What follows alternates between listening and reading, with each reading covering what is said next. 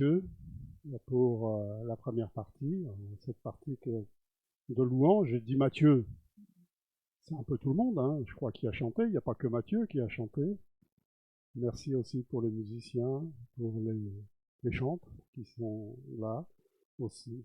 Chaque dimanche, c'est toujours une bénédiction que d'entendre les uns et les autres. Pentecôte. Vous allez me dire que ce n'est pas aujourd'hui. Je le sais aussi. C'est au mois de mai cette année. Dans 15 jours, c'est Pâques. Mais vous savez qu'à la Pentecôte, le Saint-Esprit est venu. C'est Actes chapitre 2. Le consolateur que Jésus avait envoyé. Mais la Pentecôte existait aussi dans l'Ancien Testament. Elle avait un autre nom, entre autres, c'était la fête des prémices. Les prémices de quoi? De la moisson, tout simplement. Et les Israélites avaient une habitude que le Seigneur leur avait donnée, c'était de se retrouver au temple, à Jérusalem, et de louer le Seigneur pour les prémices, pour la moisson qui venait d'arriver. Vous savez, c'est un petit peu comme nous-mêmes, on prie le Seigneur avant le repas. Bien sûr, c'est nous qui avons acheté les aliments, c'est nous qui avons préparé, mais on remercie le Seigneur de nous avoir accordé la nourriture. Nous n'oublions pas. Et même lorsque nous allons au restaurant, de temps à autre, nous prions au restaurant. Dernièrement, on était ensemble avec Nicolas. Il y avait plein de monde autour. Et on va prier maintenant. Et on a prié le Seigneur. On a remercié le Seigneur. Et je sais que vous le faites aussi. Les Israélites avaient une habitude, une bonne habitude, le jour de la fête des prémices. C'est qu'ils lisaient un livre de l'Ancien Testament. C'était toujours le même. Chaque année, c'était le même. Probablement que certains le savent, sinon je vais vous le dire. Ce livre, qui est très court, 4 chapitres, 85 versets au total, c'est le livre de Ruth. C'est une belle histoire que le livre de Ruth. D'ailleurs, je vous invite à le lire cet après-midi ou dans la semaine. Ça ne met pas beaucoup de temps, hein, quelques versets de cette histoire. C'est une belle histoire parce que c'est une histoire qui commence mal et qui se termine bien.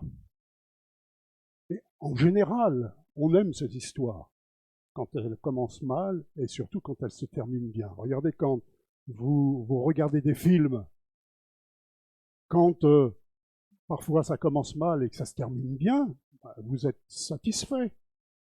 Si en plus, dans certains films, on dit ils se marièrent et eurent beaucoup d'enfants, alors là, on est content. Hein. Eh bien, dans cette histoire de Ruth, il ne nous est pas dit qu'elle a eu beaucoup d'enfants. A priori, elle a eu un garçon, Obed. Probable aussi qu'elle en a eu d'autres. Hein. Après, c'est pas marqué dans l'écriture. Mais en tout cas, ça se termine bien de ce côté-là. Et lorsque on lit les premiers versets du chapitre 1er, donc, il nous est dit, au temps des juges, il y eut une famine dans le pays. Alors là, ça commence mal. Une famine dans le pays. Un homme de Bethléem, de Juda, partit avec sa femme et ses 2 fils pour faire un séjour dans le pays de Moab. Le nom de cet homme était Elimelech, et celui de sa femme, Naomi. Ses 2 fils s'appelaient Malchon et Kijon. Ils étaient Éphratiens de Bethléem de Juda. Arrivés au pays de Moab, ils y fixèrent leur demeure. Alors, géographiquement, vous voyez dans le sud d'Israël, il y a une grande mer qu'on appelle la mer Morte. À l'ouest de la mer Morte se trouve le pays de Juda, Jérusalem, Bethléem, et à l'est, donc de l'autre côté, il existe le pays de Moab. Alors entre le pays de Moab et Juda, en fin de compte, et Bethléem, il faut compter une dizaine de jours, à peu près, non pas de traversée de la mer Morte, mais de contourner en tout cas la mer Morte. Et ils sont partis là une dizaine de jours. Au verset, toujours, on vient de le lire, au verset 1er, il y a eu une famine dans le pays. C'est un petit peu bizarre qu'il y ait une famine. Vous savez pourquoi? Parce que Bethléem veut dire maison du pain. Dans la maison du pain, il n'y avait plus de pain. Donc là, il y a une interrogation déjà qui se pose pour Elimelech, pour Naomi et pour leur famille. Et quand on lit, en fin de compte, toute l'histoire, bon, je pense qu'ils étaient relativement aisés, en tout cas. Ils sont partis. Ils n'étaient pas les seuls, sans doute, à partir. Il y a eu d'autres familles, peut-être, qui sont parties. Mais la grande majorité sont restés, avec les difficultés de la famine. Est-ce que c'était dû à la sécheresse? Probable. En tout cas, il y avait un problème de ce côté-là. Ils sont allés donc de l'autre côté de la mer Morte, dans le pays de Moab, où il n'y avait pas de famine. Et là, ils sont restés une dizaine de jours, une dizaine d'années. Elimelech, mari de Naomi, mourut et elle resta avec ses 2 fils. Ah, la famine, le décès. Et Naomi s'est retrouvée veuve à ce moment-là. C'est ce que l'Écriture nous dit au verset 3 ici. Elimelech mourut. De quoi? Je ne sais pas. Elle resta avec ses 2 fils. Ils prirent des femmes moabites, puisqu'ils habitaient ici, les enfants, dont l'une se nommait Orpa et l'autre se nommait Ruth, et ils habitèrent là environ 10 ans.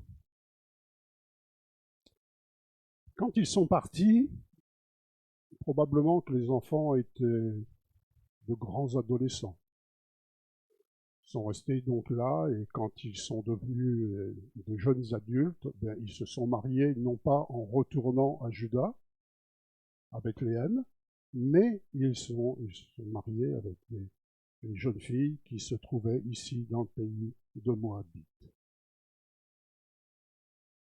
Elimelech mourut. Verset suivant, Malchon et Kijon moururent aussi. Tous les deux. Et Naomi resta privée de ses 2 fils et de son mari. Quand parfois il y a un malheur qui arrive, il est accompagné de d'autres malheurs. Et il y a de quoi être découragé, abattu. Quand il y en a un, on se remet. Quand il y en a 2, c'est difficile. Quand il y en a 3, c'est encore plus difficile. Et quand on perd son époux, quand on perd ses enfants, quand on se retrouve seul, en fin de compte, c'est difficile là. Et puis, là, je vous raconte un peu l'histoire, hein, vous allez la lire, bien sûr. Ils ont appris, Naomi a appris que dans son pays d'origine, la famine n'existait plus. Il n'avait plus d'attache dans le pays de Moab. Ils sont restés 10 ans là, sans doute à refaire leur vie, en fin de compte. Et puis, elle n'avait plus d'attache. Elle a dit, bon, maintenant, je vais repartir. Je vais retourner, je vais refaire 10 jours de trajet, mais je vais retourner dans mon pays. Et qu'est-ce que je vais faire avec mes 2 belles filles, Orpa et Ruth? Alors elle les a encouragées, non pas à venir avec elle, mais à rester. Restez avec votre peuple, restez avec votre famille, restez dans le pays de vos origines. Elle l'a fait 2 fois, elle leur a dit 2 fois, et Orpa a donc décidé de rester dans son pays. Il nous est même dit de retourner vers ses dieux. parce que ce n'était pas l'Éternel, leur Dieu. Mais Ruth, elle, non. Je vais avec toi. Et au verset 16 du chapitre 1er, Ruth répondit, ne me presse pas de te laisser, de retourner loin de toi. Elle parle à Naomi, sa belle-mère. Où tu iras, j'irai. Où tu demeureras, je demeurerai. Ton peuple sera mon peuple et ton Dieu sera mon Dieu. Il y avait une conviction. Alors d'ailleurs, on dit que dans ces versets-là, dans ce passage-là, c'est la conversion, en quelque sorte, de Ruth. La conversion, qu'est-ce que ça veut dire? Ça veut dire demi-tour. Ça veut dire faire volte-face. Quand on se convertit, on fait demi-tour. Je ne crois pas en Dieu, je ne reconnais pas Dieu, je ne reconnais pas Christ, comme on a chanté ce matin, je me convertis, je crois en Dieu, je crois en Christ. Ça, c'est la conversion. La conversion, c'est quelque chose de personnel. Se tourner vers Dieu, c'est à la portée de chacun d'entre nous. Que l'on soit jeune, que l'on soit moins jeune, que l'on soit homme ou femme, riche ou pas riche, instruit ou pas instruit, la conversion est une décision personnelle. D'ailleurs, lorsqu'on lit dans le Nouveau Testament, dans Matthieu par exemple, au chapitre 18, verset 3, Jésus disait « Si vous ne vous convertissez », si vous ne vous convertissez. On le voit aussi dans 1 Thessaloniciens, chapitre 1er, et au verset 9. La conversion est un acte personnel.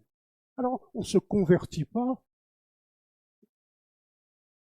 en changeant de religion. On ne se convertit pas en devenant évangélique. On ne se convertit pas à l'église, même si c'est une belle église, hein, pas marole. Mais on ne se convertit pas à l'église. On peut venir à l'église, c'est pas un problème ça. On peut même trouver des versets dans l'Écriture qui nous encouragent à venir, qui nous encouragent. Mais on se convertit à Christ, au Seigneur. Et si quelqu'un vous dit un jour, je ne sais pas, je me suis converti à l'église d'un tel ou à la religion d'un tel, reprenez-le. On ne se convertit pas à l'église. On ne se convertit pas à la religion, on se convertit au Seigneur. C'est ce que le Seigneur nous l'a dit plusieurs fois dans l'Écriture. On parle de nouvelle naissance. Vous savez, quand Jésus a parlé avec Nicodème, il lui a dit, si on ne naît de nouveau, on ne peut pas voir le royaume de Dieu.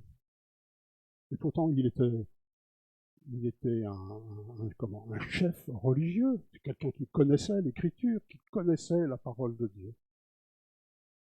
Donc, Naomi a reconnu cela, pas Naomi, Ruth a reconnu ça, et elle s'est convertie. Au verset 19, toujours dans le premier chapitre, il nous est dit qu'elles sont retournées donc à Bethléem, qu'il n'y avait plus de famine. Elles sont arrivées, Naomi et Ruth. Et là, bien sûr, 10 ans, c'est pas très long en fin de compte, il y en a qui l'ont reconnu. Ah, mais c'est Naomi qui vient, qui revient. Et au verset 19, il est dit, mais n'est-ce pas là Naomi? Et Naomi, vous savez ce que Naomi veut dire? Naomi veut dire gracieuse, douce. Et au verset 20 suivant, elle dit, ne m'appelez pas Naomi, ou gracieuse, ou douce, mais appelez-moi Mara, car le Tout-Puissant m'a rempli d'amertume. Mara, ça veut dire amer. Et on peut penser à cette femme qui était triste même lorsqu'elle n'est pas retournée en disant ouais, super, j'ai passé 10 années merveilleuses. Plutôt, elle est revenue avec un cœur amer. Ça, c'est un petit peu c'est l'histoire. Vous allez donc le lire au chapitre 2 et au chapitre 3. C'est plutôt entre Naomi et Ruth dont il est question ici. Et puis, quand Ruth est arrivée avec Naomi, donc à Bethléem, au moment des prémices, au moment des premières récoltes, Naomi lui a conseillé, en fin de compte, d'aller glaner les épis. Aujourd'hui, on ne peut plus glaner, parce que quand les moissonneuses-batteuses passent, il ne reste plus rien.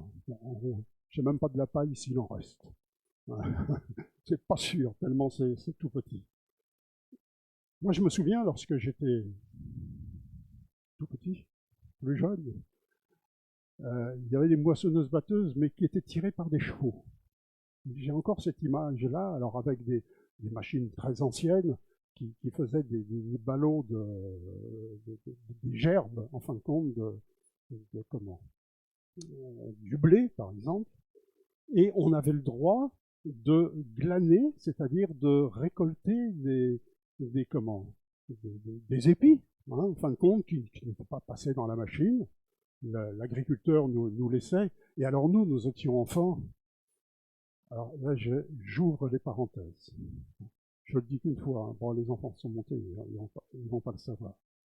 Quand on prenait les grains de blé, on mâchait les grains de blé, mais on les avalait pas. On les mâchait. Alors il y en avait plusieurs, puis au bout d'un moment, ça faisait comme un chewing-gum. Alors, quand on était jeune, on était content de fabriquer nos propres chewing-gums, n'est-ce pas? Surtout qu'ils étaient naturels. Et donc, voilà, au bout de...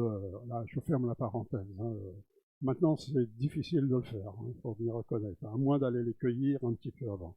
Mais à cette époque-là, je ne sais pas s'ils faisaient des chewing-gums, mais à cette époque-là, lorsque les gens glanaient, ils avaient l'autorisation. Et même dans le pays d'Israël, c'était autorisé que les étrangers, par exemple, ou les gens pauvres, les étrangers puissent glaner, puissent récolter les épis. Et c'est pour cette raison que Ruth a eu l'autorisation, en quelque sorte. Elle était très respectueuse. Vous savez, il est dit d'ailleurs dans, je ne sais plus quel verset, il nous est parlé que Ruth donnait cette image aux moissonneurs, aux gens qui étaient là, comme étant quelqu'un de vertueux. C'était une femme vertueuse. J'en suis sûr que vous pensez à Proverbe, chapitre 31, où il est question de la femme vertueuse. Il y a même une version, la version du Sommeur, qui est traduit, c'est une femme de valeur. C'est l'image, en tout cas, qu'elle avait, physiquement, qu'elle donnait à tous ceux qui étaient autour d'elle, et par sa manière d'être. Et les chapitres 2 et 3, c'est plus cela. Le chapitre 4, c'est encore bien meilleur, puisque dans le titre qui est donné dans ma Bible, c'est mariage de Ruth et de Boaz. Boaz, c'était le propriétaire du terrain. Il était de la famille d'Elimelech, et il a eu cette autorisation, en fin de compte, non seulement de racheter un champ qui appartenait à Elimelech, mais comme il était décédé, que les enfants étaient décédés, le champ appartenait à Ruth, à Naomi. Et donc, il a eu l'autorisation de racheter le champ. Et comme, alors là, on en parlera plus tard, mais dans la loi du Lévirat, il fallait qu'en rachetant le champ, qu'on puisse aussi pas racheter, oui, on peut dire racheter si on veut comme ça, mais en tout cas que la personne puisse devenir la propre épouse. Ça, c'était autorisé. Normalement, c'était pour les enfants, de façon que ça reste dans la famille. Et là, il n'y avait plus d'enfants, puisqu'ils étaient décédés, que Elimelech était décédé aussi. Et donc, quand Ruth est arrivée là, Boaz, qui sans doute a racheté le champ, bien sûr, mais il a aussi racheté, en quelque sorte, Ruth. C'est pour cette raison qu'on parle ici du rachat que Boaz... alors, on en parlera un petit peu plus tard. Et donc, à la fin du chapitre 4, tout simplement, il nous est dit que Boaz prit Ruth, qui devint sa femme, il alla vers elle, l'Éternel permit à Ruth de concevoir, et elle enfanta un fils. Donc son fils s'appelle Obed. Et dans le dernier verset du chapitre 4, il est dit au verset 22, Obed engendra Isaïe, Isaïe engendra David.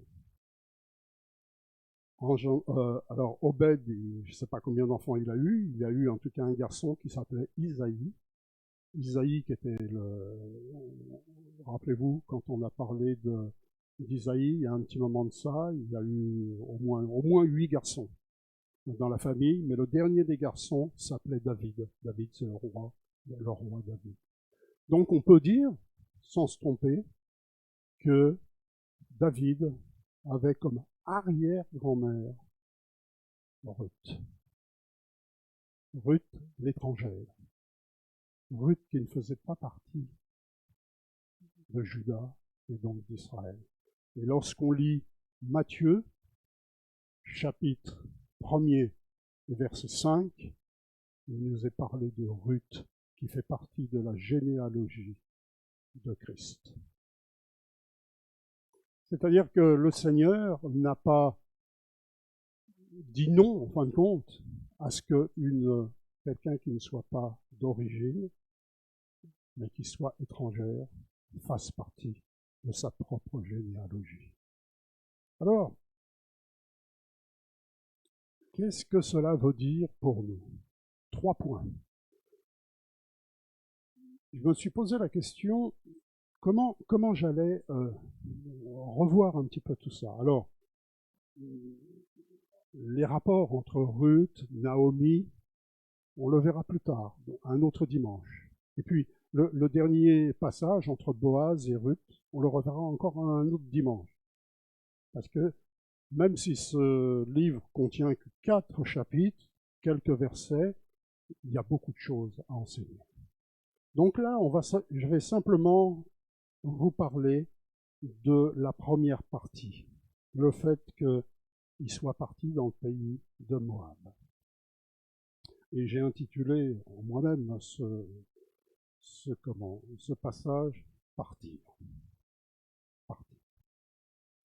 Quel âge avaient Elimelech et Naomi quand ils sont partis? On peut supposer qu'ils avaient une bonne quarantaine d'années, à peu près, avec des enfants donc qui étaient déjà des adolescents, 2 garçons. Vous savez que on parle parfois de la crise des 40 ans. Je ne sais pas si vous l'avez déjà vécu. Il y a des gens qui le vivent, des gens qui ne le vivent pas. Vraiment. J'ai croisé il y a quelques années maintenant un couple avec un enfant. J'avais une quarantaine d'années à peu près. Ils avaient fait leur vie, fait une bonne partie de leur vie. Et là, ils avaient envie de tout plaquer. Et ils se sont mis à construire un bateau, un voilier. Pourquoi pas? Alors la personne connaissait un petit peu quand même, elle avait travaillé avant dans ce domaine-là. Mais son objectif, c'était de le construire, d'habiter dedans, et puis de naviguer. Bien sûr, quand je suis allé les voir, le bateau était encore sur la terre ferme, mais l'objectif, c'était cela. Et il y a des gens, on l'entend par exemple quand on regarde les informations à la télévision, choses comme ça, qui, arrivés vers ces âges-là, quittent tout, leur bonne situation, et ils repartent soit à la campagne. Alors il y a eu le Covid qui a favorisé un petit peu tout ça, les gens qui sont repartis avec le télétravail, mais pas que. Il y a des gens qui plaquent leur bon salaire, on va dire, pour faire quelque chose qu'ils aiment faire. Boulanger, artisan. Alors ils vont gagner 2 fois moins, mais ils quittent à quel âge? À peu près à ces âges-là. Alors ce n'est pas le cas de tout le monde, certes, mais c'est le cas de certains. Pourquoi? Parce que quand on a 40 ans, on regarde en arrière, on a passé 20 ans de sa vie, peut-être à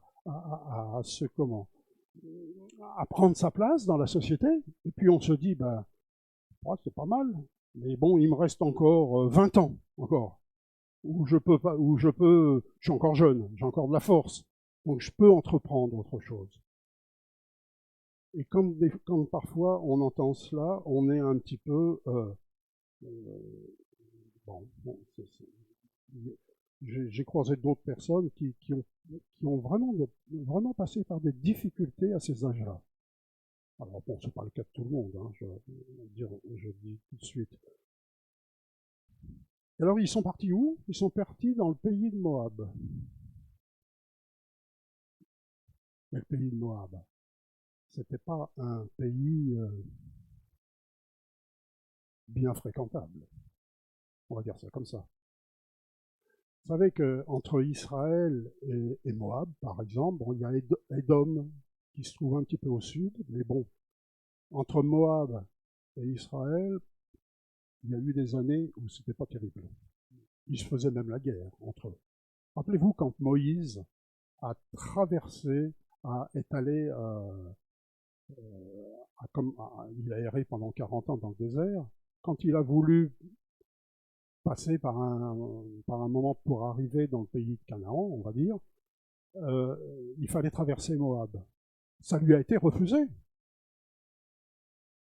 Interdiction de rentrer dans le pays. Alors, ils ont été obligés de contourner le pays parce que Israël et Moab ne s'entendaient pas, tout simplement. Alors, il y a plusieurs choses qu'il faut dire, enfin, au moins une chose. Moïse l'a dit dans Deutéronome, Josué l'a répété dans Josué, David l'a dit à Salomon, dans les psaumes, on le voit à plusieurs manières, et dans Hébreux, au chapitre 13 et au verset 5, c'est pour nous aussi, on retrouve les mêmes paroles de l'Éternel. Je ne te délaisserai pas, je ne t'abandonnerai pas. Mais Elimelech et Naomi connaissaient ces passages-là. Ils connaissaient ce que Moïse avait dit, ce que Josué avait dit. Je ne te délaisserai pas, je ne t'abandonnerai pas. On connaît l'Écriture qui dit aussi que nous ne serons pas tentés au-delà de nos forces, et que le Seigneur préparera toujours le moyen d'en sortir. Même s'il n'y a plus de pain dans la maison du pain, le Seigneur ne te délaisserait pas, il ne t'abandonnerait pas. Et pour nous aussi, c'est la même chose. On peut avoir des épreuves. Lorsqu'il pleut, la pluie tombe sur ceux qui aiment le Seigneur, sur ceux qui n'aiment pas le Seigneur. Si vous traversez la route sans regarder ni à droite ni à gauche, on fait une erreur, qu'on soit chrétien ou pas chrétien. On fait une erreur. Si on mange de trop de chocolat, par exemple, ben, on va faire du mal à notre foi, qu'on soit chrétien ou pas chrétien. Mais l'Éternel a dit, je ne te délaisserai pas, je ne t'abandonnerai pas. Je suis sûr que vous pensez à ce petit chant, si la mer se déchaîne. Tu pensais à ça, Sylvain? Ouais. Le Seigneur n'a pas dit que tu coulerais, il n'a pas dit que tu sombrerais, il a dit allons de l'autre bord. C'est le passage qu'on trouve dans l'Évangile, lorsque Jésus est monté dans la barque avec ses disciples. Il n'a pas dit « le bateau va sombrer », il a dit « allons de l'autre bord ». Et pourtant, l'eau, elle est montée dans la barque. L'épreuve est arrivée. La famine est arrivée. Premier point. Deuxième point qu'il faut noter ici, donc on a parlé de la généalogie de Jésus, c'est que les femmes sont sauvées. Ça peut nous sembler bizarre de dire ça ici ce matin. Mais vous savez qu'au Moyen-Âge, même en France, au Moyen-Âge, il y avait une pensée qui était là en disant que les femmes n'ont pas le droit au ciel, ne seront pas sauvées. Il n'y a que les hommes qui seront sauvés. Je ne sais pas où est-ce que ça a été pris, où est-ce que ça a été annoncé, où est-ce que ça a été dit, parce que dans l'Écriture, ce n'est pas du tout ce qui est marqué. Pas du tout. Il suffit de lire l'Écriture pour se rendre compte que les hommes et les femmes seront acceptés par le Seigneur. Par exemple, il est dit à plusieurs endroits, j'ai noté dans 2 Chroniques, ça c'est l'Ancien Testament, que le Seigneur ne faisait pas exception de personne.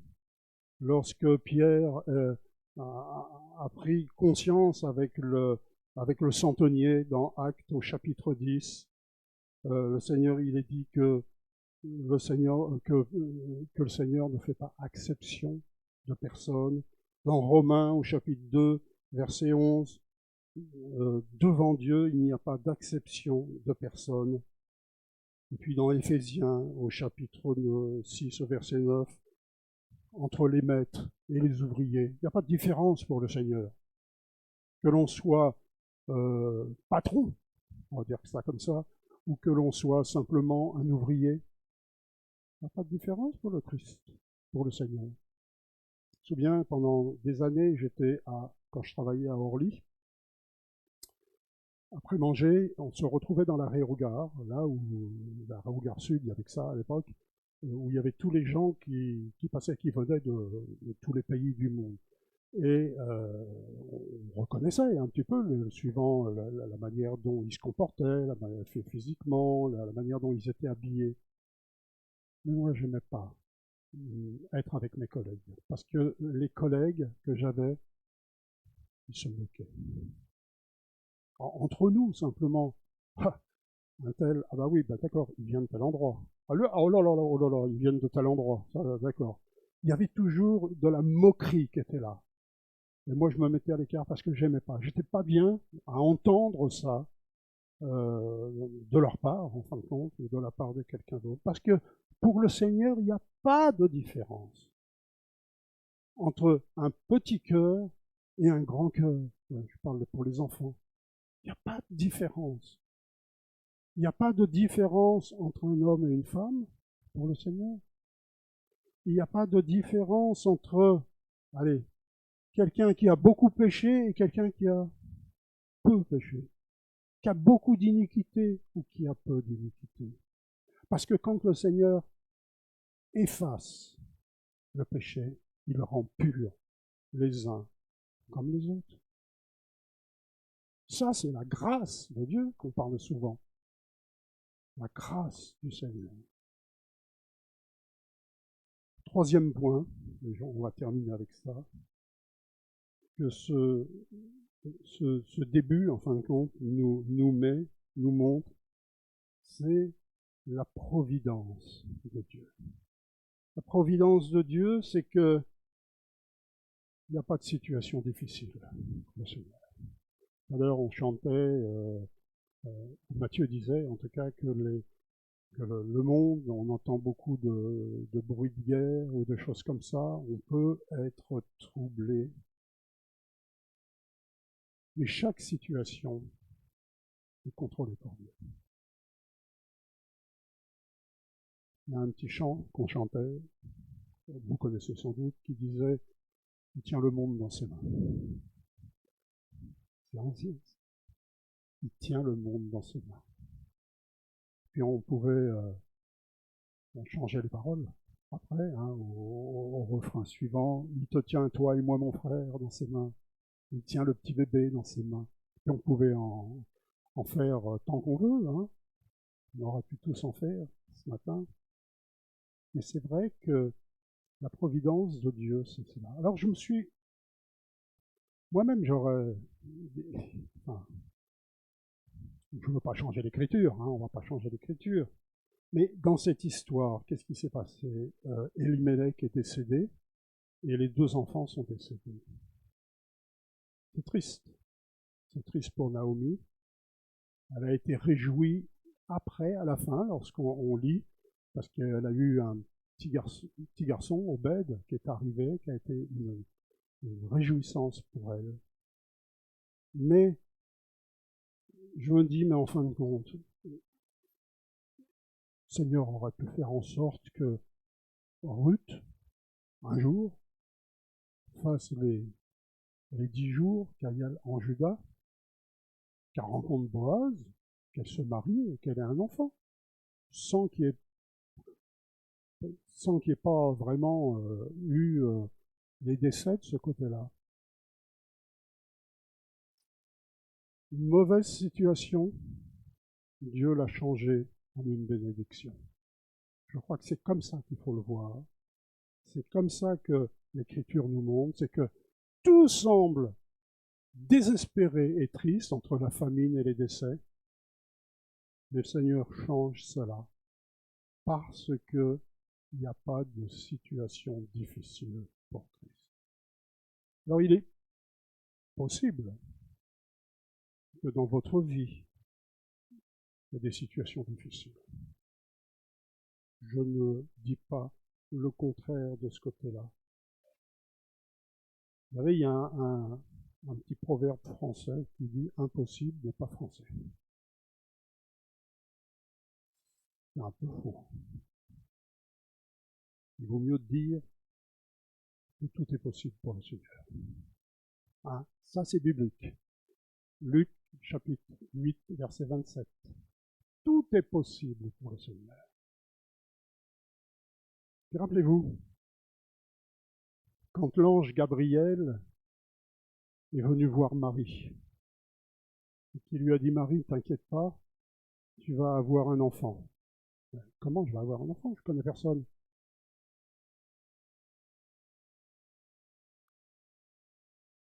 Et là, il nous a dit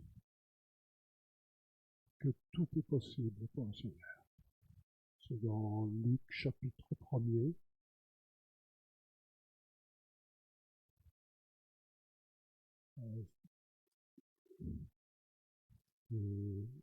Le verset 37 du chapitre 1er.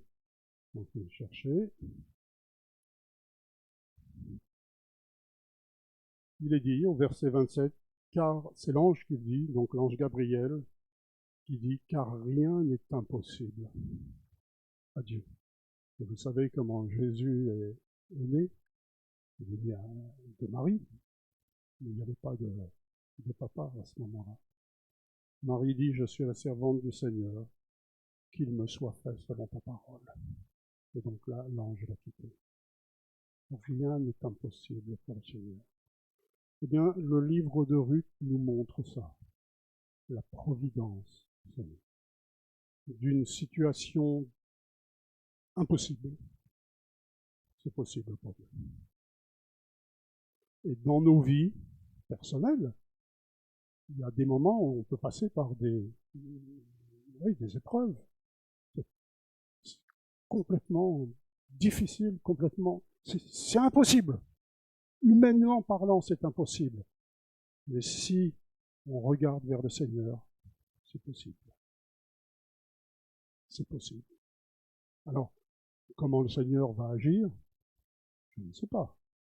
Comment il va prendre, il va comment répondre à ça, on ne le sait pas. Mais rappelez-vous que Ruth s'est convertie. Elle a regardé à Dieu. Ton Dieu sera mon Dieu. Ton Dieu sera mon Dieu. Tant qu'elle n'a pas dit ça, elle n'a pas eu de réponse. Elle a eu la réponse quand elle a fait ça. que nous ayons la même attitude, en tout cas, que cette femme, que Ruth. Et puis si le Seigneur le permet, bien, on continuera la fois suivante en parlant des, on va dire, les rapports, en tout cas, entre ces deux femmes, femmes vertueuses qui étaient Ruth, femme gracieuse et amère en même temps quand elle est rentrée, mais gracieuse, qui était Naomi. Et puis ensuite, le dernier passage, l'image de Boaz, Boaz qui est une image de Christ. Le Seigneur nous a rachetés aussi par son sang précieux. Il ne méritait pas, pas du tout. Mais il nous a rachetés. C'est-à-dire, on le dit souvent, hein, il est mort à notre place. Et le Seigneur, l'Éternel, a été, enfin, il n'a pas accepté, mais il a été confirmé, en fin de compte, par la mort de son Fils. Et aujourd'hui, même si les pécheurs, même si on est rempli d'iniquité, le sang de Christ nous a purifiés. Et quand Christ, je crois, est devant le Père, à droite du Père, il nous a dit, un tel, mon sang a purifié cette personne. Et nous sommes acceptés de la part du Seigneur, de l'Éternel. C'est ce qu'on appelle aussi la régénération. Tout à l'heure, on disait que la conversion, c'est quelque chose de personnel, c'est vrai, mais la régénération, le fait qu'on soit devenu une nouvelle créature en Christ, ça c'est l'œuvre de Dieu. C'est l'œuvre de Dieu. Et ne l'oublions pas. C'est le Seigneur qui nous sauve, et c'est nous qui nous approchons du Seigneur. Prions. Seigneur, je voudrais te remercier ce matin pour ta parole, pour cette histoire, Seigneur, merveilleuse, qui nous est contée ici dans le livre de Ruth. Que nous soyons, Seigneur, attentifs, peut-être même que nous la lisions plusieurs fois pour bien comprendre ce que tu as fait, ce que tu as fait pour nous. Il y a dans cette histoire vraie, puisque les personnages ont réellement existé, tu t'es révélé, Seigneur. Tu as montré que tous les hommes, toutes les femmes, toutes les nations ont la possibilité d'être sauvés et de te rencontrer. Et on le voit, Seigneur, dans d'autres passages, bien sûr, de l'Écriture. Tu t'es révélé à Pierre, tu t'es révélé aux apôtres, tu t'es révélé à tes enfants, et jusqu'à aujourd'hui, tu te révèles. L'œuvre de Christ est universelle. Elle est pour les uns, elle est pour les autres. Elle est merveilleuse. Te remercions, Seigneur, pour ta parole, parce que tu nous rappelles que tu ne changes pas, que tu ne nous délaisses pas, que tu ne nous abandonnes pas, mais que bien au contraire, Seigneur, tu veux nous entourer de ta présence, nous entourer dans les différentes épreuves que nous pouvons rencontrer, que nous pouvons passer, que ce soit la maladie, que ce soit quelque chose de familial, ou autre, Seigneur, financière, par exemple, ou autre épreuve.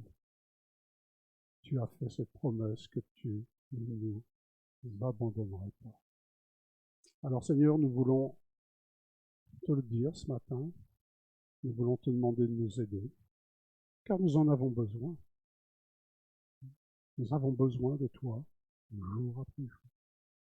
Nous avons besoin, Seigneur, de nous rappeler les merveilles qui sont inscrites dans ta parole, parce que Seigneur, ces versets sont indémodables. Rien n'est impossible à toi. Rien n'est impossible. Nous te le demandons au nom de Christ de faire ton œuvre en nous. Amen.